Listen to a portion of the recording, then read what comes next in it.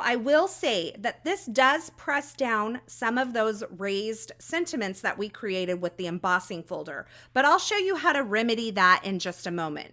If you wanted to press these first and then emboss them with the embossing folder, you could definitely do that.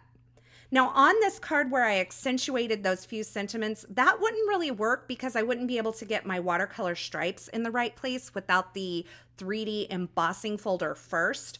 But for the other two cards, you could definitely press plate first and then do the 3D embossing folder to avoid this step.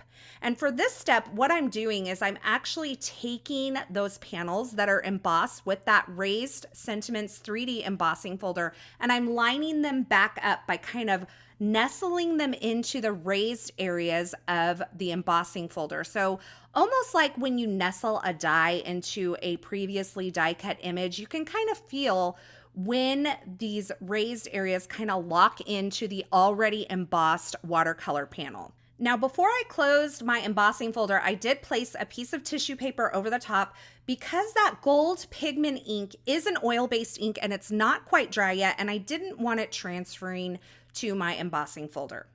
So I repeated that process